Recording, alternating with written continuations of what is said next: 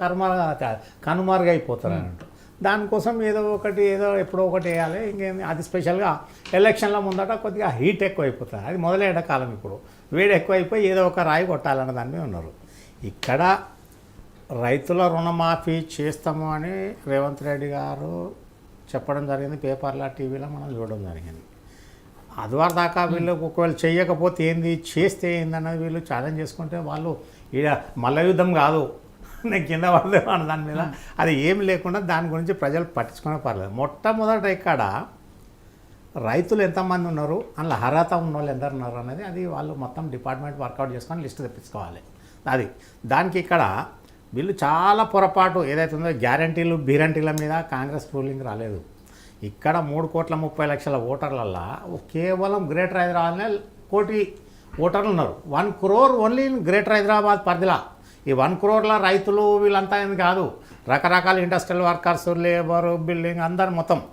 మిగిలిన 2,30,00,000 ఎంతమంది రైతులు ఉన్నారు అన్నది అది చాలా తక్కువ ఉంటుంది ఆ ఊర్లలో కూడా. వీళ్ళందరికీ చేయాలంటే ఇప్పుడు ఏమైపోయింది, ఇప్పుడు చేద్దామన్నా కూడా అంత ఈజీ టాస్క్ కాదు. ఇప్పుడు మన పంట నష్టం జరిగింది, మేము చేసినాం కదా. డే 1 నుంచి గెస్టెడ్ ఆఫీసర్గా జరిగినప్పుడు చాలాసార్లు తుఫాన్లకు వరి కొట్టుకపోవడం కానీ, ఇప్పుడు నేను ఇక్కడ పరిగి వికారాబాద్ చేసినప్పుడు కూడా కంది చేనులో మొత్తము పురుగు తగిలిపోవడంతో వాళ్ళకు క్రాప్ డ్యామేజ్ చేయడం జరిగింది. అక్కడ ఏంటంటే ఇప్పుడు ప్రతి విలేజ్లో రెవెన్యూ అధికారి అన్నాడు, గ్రామ పరిపాలన అధికారి లేడు. ఓవరాల్లో వచ్చడానికి క్రాప్ డీటెయిల్స్ అగ్రికల్చర్ వాళ్ళు అయితే ఏఈఓ ఉన్నాడని చెప్పి 4-5 ఊర్లకు 5-6 ఊర్లకు ఉంటే ఎక్కడికి రిపోర్ట్ వస్తుంది. ఇక్కడ ప్రభుత్వ ప్రతినిధి గ్రామానికి 1985 వరకు 3 ఉండేది, వాళ్ళకు సహాయకులు 4-5 ఉండేది.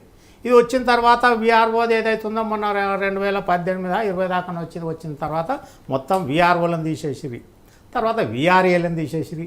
ఎవరు రిపోర్ట్ చేస్తారు? పంచాయత్ సెక్రటరీకి ఖాళీ గ్రామ కంఠం మట్టుకు ఆబాది మట్టుకే ఆయన అంతా చూడగలుగుతాడు. ఇక అగ్రికల్చర్ డిపార్ట్మెంట్ 5-6 ఊర్లకు ఒక ఏఈఓ ఉంటే ఏం చేస్తాడు? చేయలేడు కదా. గతంలో నిజాం ఎప్పుడైతే చాలా క్లిష్ట పరిస్థితులు ఉన్నప్పుడే నిజాం గవర్నమెంట్ కంటే ముందటి నుంచే గ్రామ పరిపాలన, గ్రామానికి 3 అధికారులు, తర్వాత 5-6 సహాయకులు, సేవకులు ఉండేవి. అటువంటిది ఇప్పుడు మొత్తం పోనీ అఖండ భారతదేశంలో ఎక్కడన్నా అంతటి తీసేసినా అంటే ఎక్కడ లేదు కదా. కేవలం తెలంగాణలో మొత్తం ఏదైతే ఉందో మర్రి చెట్టు ఊడలు నరికేసినట్టు, కొమ్మలు నరికేసినట్టు, కింద ఏర్లు తవ్వేసినట్టు ఈ రకంగా మన దగ్గర రెవెన్యూ యంత్రాంగాన్ని నిర్వీర్యం చేశారు. ఇప్పుడు కలెక్టర్ ఎంత చేసుకున్నా ఏం లాభం, ఎక్కడొస్తాయి రిపోర్టు? అదే కలెక్టర్కు గ్రామ పరిపాలనాధికారులు వాళ్ళు ఉంటారనుకోరి క్షణాల మీద వాళ్ళకి 24 గంటల రిపోర్ట్ వస్తుంది, ఏ క్రాపు ఎవరిది ఎంత డ్యామేజ్ అయిందన్నది. ఇక్కడ ఎవరన్నా రిపోర్టింగ్ అథారిటీస్ లేరు కదా, రిపోర్టింగ్ అధికారులే లేరు. ఎక్కడ ఇప్పుడు అనుకున్నంత మాత్రాన వీళ్ళకి ఇవ్వడానికి కాదు. ఇక్కడ ఒకటి మన రేవంత్ రెడ్డి గారు రైతులందరికీ 2 లక్షల రుణమాఫీ అన్నారు. 2 లక్షల రుణమాఫీ తీసుకున్న వాళ్ళ డేటా కావాలి బ్యాంకుల నుంచి మొదలు. ఎవరు స్టేట్ లెవెల్ బ్యాంకర్స్ మీటింగ్ పెట్టిన తర్వాత వాళ్ళు మొత్తం డేటా ఇచ్చిన తర్వాత వాస్తవంగా ఎంతమంది ఉన్నారు ఏందనేది బేరీజ్ చేసుకున్న తర్వాత అది చాలా పెద్ద కష్టమైన పని కాదు. అవసరం అనుకుంటే గవర్నమెంట్ అనుకుంటే చేయొచ్చు. అది ఎందుకంటే వాళ్ళ దగ్గర అనుకుంటే ఏదైనా చేయొచ్చు. అట్లా బడ్జెట్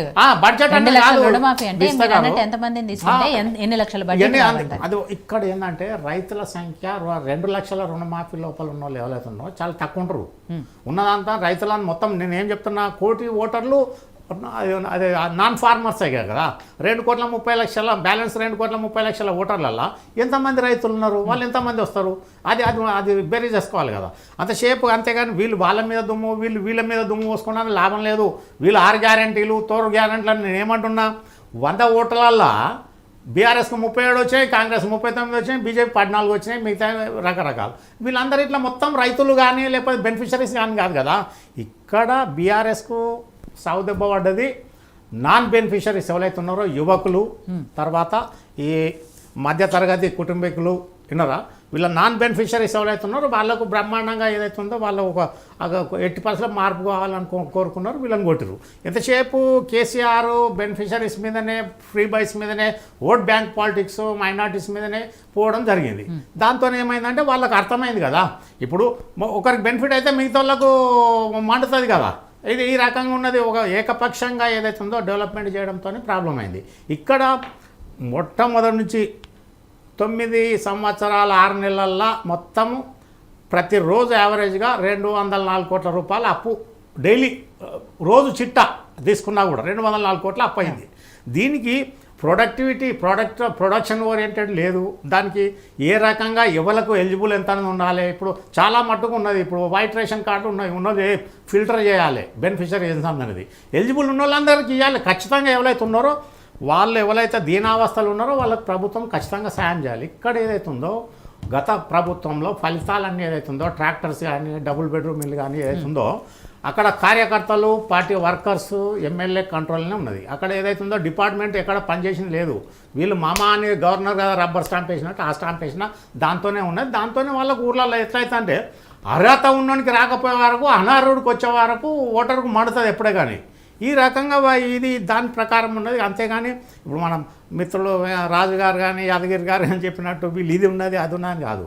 ఇక పరిపాలన పరంగా వస్తే ఇక్కడ కాంగ్రెస్ బీఆర్ఎస్ బీజేపీలో లెక్క పెట్టుకుంటే ఇప్పుడు దేశంలో ఎలక్షన్ అయింది, పార్లమెంట్ ఎలక్షన్ లోక్సభ ఎలక్షన్ కాబట్టి దేశానికి సంబంధించింది కాబట్టి దేశంలో బలమైన నాయకులు ఎవరు ఉండాలి, ఏ పార్టీ రావాలన్న దాని మీద ఉన్నారు.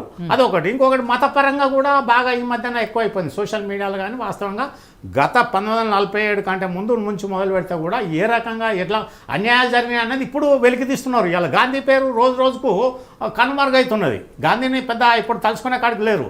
అంబేద్కర్ పేరు పాపులారిటీ అయింది. ప్రతి ఊర్లో ఇప్పుడు అంబేద్కర్ విగ్రహాలు కనిపిస్తున్నాయి. గతంలో గాంధీ విగ్రహాలు కనిపించేది, అంబేద్కర్ విగ్రహాలు కనిపిస్తున్నాయి. ఈ రకంగా ఏదైతే ఉందో ప్రజలకు మేలు చేసే ప్రభుత్వానికి పట్టం కట్టడానికి ఓటరు నిర్ణయించుకుంటారు. గతంలో కదా వీళ్ళు చెప్తే ఎయిరా అంటే ఇప్పుడు బ్యాలెట్ కదా ఇష్టం ఉన్నట్టు రిగ్గింగ్ గుద్దుకోవడం కానీ లేకపోతే చెప్తే వేయడం కానీ ఆ కుల సంఘాలు అన్నంత మాత్రాన కట్టుబాట్లలో ఇప్పుడు ఓటరు లేరు. ఓటర్ ఏదైతే ఉందో 100కు 40 మంది యువకులు వచ్చారు కాబట్టి వాళ్ళకు స్వతంత్రంగా ఆలోచించే అవకాశం ఉన్నది. సోషల్ మీడియా వచ్చింది, ఫోన్లో ఏదైతే ఉందో వాట్సాప్ ఇవన్నీ దీని ప్రకారము ప్రజలు కళ్ళు తెరిచి ఉన్నారు కాబట్టి ఇక్కడ ఎవరికి వేయాలనేది వారు నిర్ణయం అయ్యారు. ఇక దానికి పోతే ఇంకా క్యాండిడేట్ పరంగా ఈ దుష్ట సంస్కృతి మన దగ్గర తెలంగాణలో ఎప్పుడు వచ్చింది, రాయలసీమలో గతంలో ఎప్పుడైతే ఉందో మీరందరూ పుట్టిరోలేదు అప్పుడు 70 కంటే ముందర నుంచి కూడా వాళ్ళు ఓటర్కు 50 100 ఇవ్వాలి, ఓట్లు దండుకోవాలనేది రాయలసీమ సంస్కృతి. అది ఇంత ఇంత ఇంత ఇంత ఏమైంది తెలంగాణకు వచ్చిన తర్వాత ఇక బీఆర్ఎస్ కూడా మొత్తం ఓట్లు కొని రాజకీయం చేద్దామన్న కాడికి వచ్చేసింది. ఇక్కడ ఏదైతే ఉందో ఇప్పుడు ఈ క్యాండిడేట్స్ పార్టీ జంపింగ్ల కాడికి ఎందుకు వచ్చింది, ధనవంతులను పార్టీలో తీసుకోకూడదు. ప్రాథమిక బాధ్యత అది పార్టీది. ఎప్పుడైతే ప్రజాసేవకులు చేసడం తీసుకోవాలి కానీ 100 కోట్లు 1000 కోట్లు ఇప్పుడు నేను మన విశ్వేశ్వరరెడ్డి 4000 చిల్లర కోట్లే ఉన్నది. అటువంటి వాళ్ళు వచ్చి ఇక్కడ ప్రజలకు విశ్వేశ్వరరెడ్డి అంటే ఒకటి చేయవచ్చు, ఎగ్జామ్షన్ ఉండొచ్చు. మిగతా వాళ్ళు ఇప్పుడు రంజిత్ రెడ్డి ఉన్నాడు బిజినెస్ పరంగానే పోతాడు. ఈ చాలామంది ఇది మన గ్రానైట్ బిజినెస్ వ్యాపారులు ఈ రకంగా కాంట్రాక్టర్లు ఇటువంటి వాళ్ళని తీసుకొచ్చి ప్రజాక్షేత్రం నిలబెడితే ప్రజలు గ్రహించే స్థాయికి వచ్చినాడు వీళ్ళని ఖచ్చితంగా పక్కకు పెడతారు. ఇప్పుడు ఇక బీజేపీ కూడా ఏంది స్టార్ క్యాంపెయినర్స్ అని ఏమామాలని ఏం చేస్తుంది మధురలా కంగనా రనౌత్ ఏం చేస్తుంది. వీళ్ళు ఈ రకంగా ఇటువంటి వాళ్ళకు టికెట్ ఇచ్చారు. అదే అంటారు అనేది ఇచ్చిర్రు. రేపు గెలిచింది అనుకోరు ఎక్కడ మన హిమాచల్ మండికి వెళ్ళి మండి లోక్సభ నియోజకవర్గానికి పోటీ వస్తుంది. ఇటువంటి వాళ్ళని తీసుకొచ్చి పెట్టడం ఏదైతే ఉందో అది చాలా పెద్ద తప్పు బీజేపీ చేసేది కూడా. ఇక్కడ ఏది ఉన్నా సమర్థుడైన వాళ్ళు ఉన్నోళ్ళు రావాలంటే ఉదాహరణకు మనకు లైవ్ ఎగ్జాంపుల్ అక్కడ సారంగి ఎక్కడ మన ఒరిస్సాకి వెళ్ళి సారంగికి మంత్రి పదవి ఇచ్చాను. ఆయన ఎంపీగా కాంటాక్ట్ చేసినప్పుడు సైకిల్ మీద తిరిగాడు జబ్బకేసుకొని. అటువంటి ఇవాళ మన గుమ్మడి నర్సయ్య ఉన్నాడు ఇక్కడ లైవ్ ఎగ్జాంపుల్ బతుకున్నాడు మన దగ్గర ఎక్కడో కాదు. ఆయన ఇవాళ ఆయన జీతం వచ్చినా కూడా పార్టీకి ఇచ్చిండు కమ్యూనిస్టుకు. ఇవాళ కూడా సైకిల్ తొక్కుంటా వ్యవసాయం చేసుకుంటా బతున్నాడు. అటువంటి వాళ్ళకు వీళ్ళు పదవులు ఇవ్వాలంటే లేదు కదా. ఎప్పుడే కానీ జనం ఎప్పుడంటే ఎవరు డబ్బు ఉంటే వాడిని పిలిచి ఇచ్చే పరిస్థితికి వస్తున్నారు. ఇక్కడ రేవంత్ రెడ్డి కమిట్మెంట్ ఇచ్చినంత మాత్రాన హరీష్ రావు ఛాలెంజ్ చేసినంత మాత్రాన వీళ్ళు అయితే హరీష్ రావు రేవంత్ రెడ్డి పక్కా దోస్తులని ప్రజలకు అందరికి తెలియదు అనుకుంటారు. అందరికి వాళ్ళు ఇద్దరు చాలా దగ్గర మిత్రులే. ఇప్పుడే కాదు మొదటికెళ్ళి బీఆర్ఎస్ ఉన్నప్పటి నుంచి తెలుగుదేశం అప్పటికెళ్ళి చాలా క్లోజ్ ఫ్రెండ్స్. అది అంతే.